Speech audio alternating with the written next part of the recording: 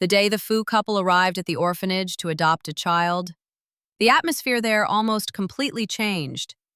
The children, who had been running and playing in the yard, immediately lined up obediently, their eyes filled with a mixture of apprehension and hope as they watched the elegantly dressed couple step through the old iron gate. In the small, cramped reception room, faintly smelling of disinfectant and baby formula, Director Liu continuously flashed ingratiating smiles, praising Liu Yan profusely. This girl is very well behaved, learns quickly, and is gentle and understanding. She's usually quiet but extremely obedient. Her voice was soft, almost every sentence deliberately praising Liu Yan. And to achieve that, the most suitable person to compare her to was me. This girl is very mischievous, overly energetic. She may look calm, but she's never still. She has a childish temperament, not as understanding as Xiao Yan. I stood behind them, listening intently, feeling both amused and bitterly resentful. In the original plot, Liu Yan was destined to be the female protagonist, blessed with innate charisma. Simply by standing there, others would naturally want to protect and favor her. Her gentleness became the bright moonlight, while my vivacity was relegated to mere background. But I refused to accept this. I had lived 2 lives. I understood how precious opportunities were. If I didn't speak up today, I would remain an anonymous child trapped in this orphanage, struggling for food and clothing with the other children every day, growing up silently, as if I never existed. Just as the formalities were almost finalized, I suddenly stepped forward. My small, trembling hand clutched at Mrs. Fu's sleeve. I looked up, forcing out the most innocent smile I could. "Auntie, Rui is also very well behaved. Can you give me a home?" The room fell silent for a moment. The headmaster frowned noticeably. The children around him stared at me in disbelief, as if they couldn't believe I dared to interrupt at this moment. But the vice head's wife slowly bent down. Her gaze lingered on my face for a long time. Perhaps even she hadn't expected to find such a clean and beautiful child in this dreary orphanage. My eyes shone, my childish voice tinged with a hint of choked emotion, unconsciously softening anyone's heart. After a long while, she softly asked, "What's your name?" "My name is Due. I tightened my grip on her hand, my eyes filled with anticipation. In that moment, I clearly saw the wavering in her eyes, and with just a gentle nod, my fate completely changed. Finally, both Liu Yan and I were taken to the Fu family's home. On the way out of the orphanage, I sat silently in the car, my palms cold with nervousness. I feared they might change their minds along the way, feared it was all just a fleeting dream. But throughout that journey, nothing happened. All the procedures were completed unexpectedly quickly.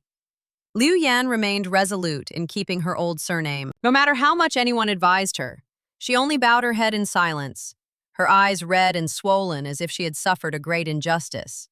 Her appearance softened others' hearts, and in the end, no one forced her anymore.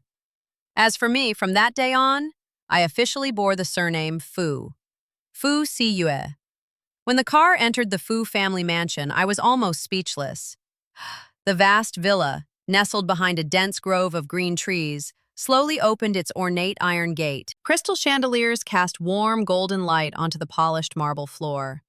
The long corridor was covered with red carpet, and each painting on the wall exuded the opulence of a prominent family. This was the first time in both my lives that I truly felt what it meant to be home.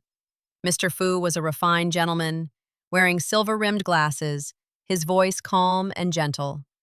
His son, Fu Bowen, exuded an air of aloof nobility from his gaze to his demeanor, making him difficult to approach.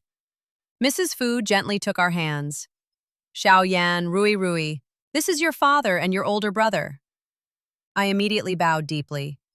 "Hello, father. Hello, brother." Mr. Fu was slightly surprised, then smiled and nodded. Even Fu Bowen's lips curved slightly, his gaze softening somewhat. Only Liu Yan, standing beside me, was stiff. Her voice was so soft it was almost inaudible. "Hello, uncle. Hello, brother." Everyone understood her unease, so no one reprimanded her. Mrs. Fa gently put her arm around our shoulders, and said that from today onwards, we were all one family, and there was no need for formalities anymore. Because I was adopted unexpectedly, the house hadn't prepared a separate room. The servants hurriedly tidied up a small room, originally intended for the maids. Mrs. Faw looked at me apologetically. Due, the room is a bit simple. How about you stay with your sister for now? I unconsciously glanced at Liu Yen. She immediately tightened her grip on my sleeve, her face showing clear tension. I understood instantly. If we shared a room, she would probably be the most uncomfortable. So I obediently shook my head, gently tugging at Mrs. Faw's sleeve. Mother, I'm fine anywhere. I'm happy to have a home to come back to. That single word, mother, made her pause. After a long time, she gently embraced me. This silly child. I had originally thought I would really be taken to that small, cramped room, but in the end, Mrs. Fu personally led me to the East Room. The room was unexpectedly spacious. It had a private balcony, a private dressing room, and large windows covered with soft white curtains. The afternoon sunlight streamed through the glass onto the cream-colored bed, so beautiful that I was speechless for a long time. It turns out, I can also be loved like this. On my first night at the Fu family's house, as soon as I lay down on the bed, a cold voice suddenly echoed in my head. The host has altered the original plot. The entire subsequent plot will be unlocked in stages. First mission, achieve the top score in the entire city. I sat up abruptly, my heart pounding. A learning system? That's right. A robotic voice spoke without emotion. The host will not receive any cheat codes. To survive in this world, you can only rely on yourself.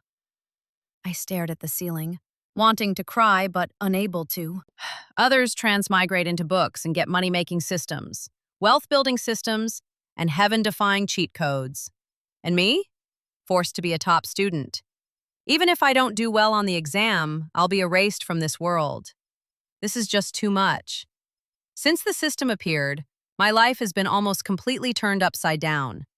During the day, I attended the city's most prestigious aristocratic school, and at night, I buried myself in books until late. Each time I looked up from my desk, the sky outside was pitch black, the yellow light casting a glow on the desk covered with thick stacks of practice problems and formulas.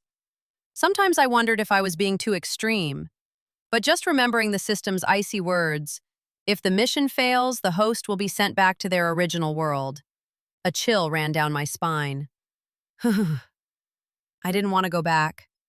I didn't want to return to the house where I was once treated like a commodity to be sold for money. I didn't want to relive the days of having to endure the hateful stares of my biological parents. So, no matter how tired I was, I had to keep moving forward. The Fu family treated us very well. From clothes and tuition to school supplies, everything was provided. They never favored anyone. But the longer I stayed, the more apparent the distance between me and Liu Yen became. I was well-behaved, obedient, and had outstanding achievements, making me easily liked by adults. Liu Yen, on the other hand, was like a little hedgehog, always bristling with spines to protect herself. She was sensitive and prone to overthinking. Just a few sarcastic remarks from others were enough to ruin her mood all day.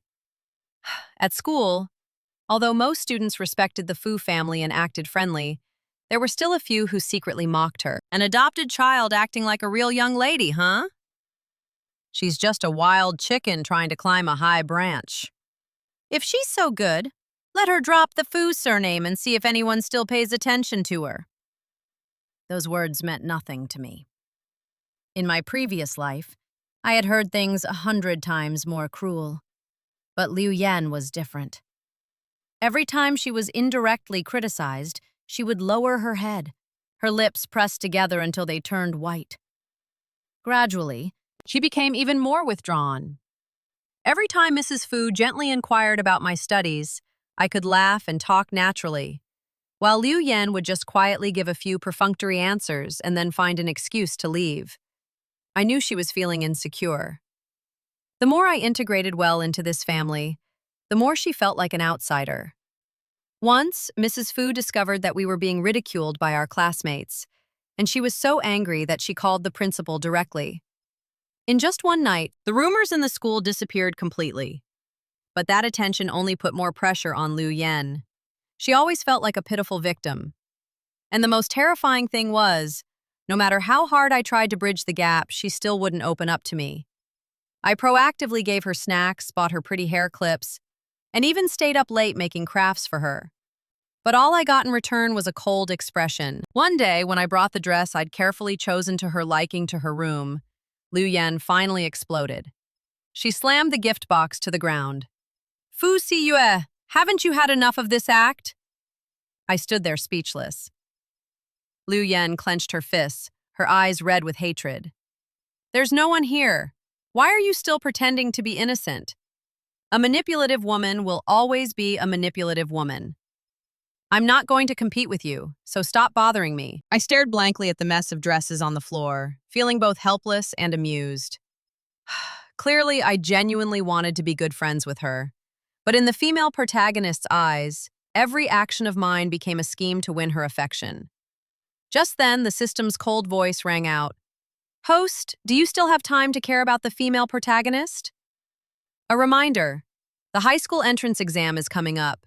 If you don't get the top score in the whole city, your fate will be even more tragic than the female antagonists. I instantly sobered up. That's right. Where would I find the time to coax the female protagonist anymore? If I fail the exam, I'll be the one disappearing from this world. So from that day on, I completely abandoned the idea of continuing to win Liu Yan's favor and focused all my attention on studying.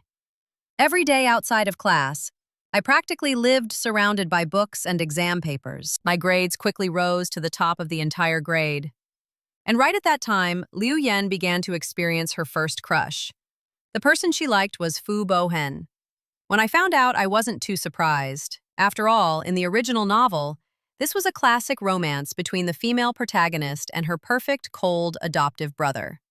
Every time Liu Yan saw Fu Bohen, her eyes would unconsciously soften. She started paying attention to her clothes, practicing light makeup, and even secretly learning to cook. Unfortunately, Fu Bowen didn't notice at all.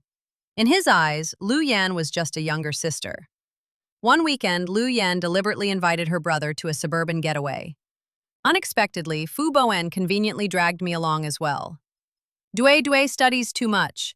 I'm afraid you'll become a bookworm." I felt a headache just hearing that. I was the brightest light bulb in the city at that moment.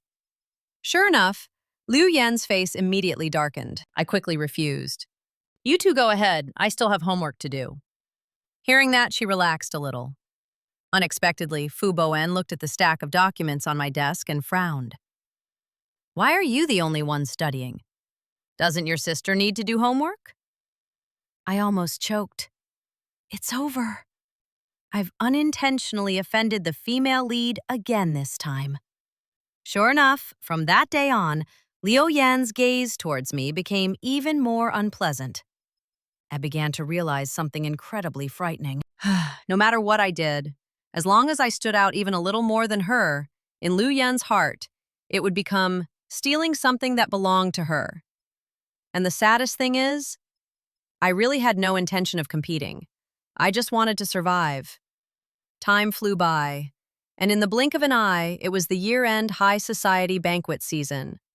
The Fu family is one of the leading families in the city, so they attend countless large and small parties almost every year. In the original story, these occasions are always the female protagonist's stage.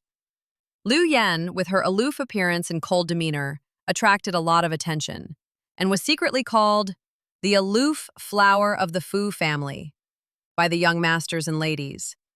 But the more famous she became on the surface, the more insecure she felt inside.